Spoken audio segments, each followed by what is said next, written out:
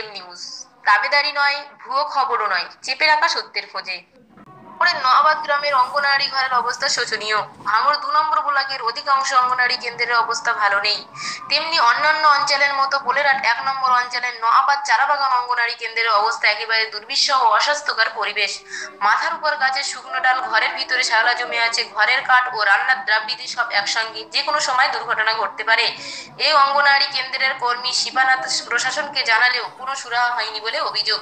কয়েকদিন আগে সিডিপিও অপিতা রায় সানাল পরিদর্শন করতে আসেন। তিনি বলেন, আমি বিডিওকে এই বিষয়টি জানাবো যাতে দ্রুত ব্যবস্থা করা যায়।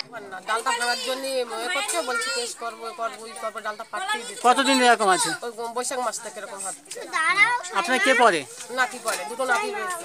নাতিরা তো আসতেও পারে না, বসতেও পারে না এখানে। মাত্র ছাতও পর্যন্ত একটা নেই। আপনার নাম? অমেলা বিবি। সাবস্ক্রাইব করুন আমাদের চ্যানেলটি, পাশের বেল আইকনে ক্লিক করে অ্যাক্টিভ থাকুন আর লাইক, কমেন্ট, শেয়ার করতে ভুলবেন না।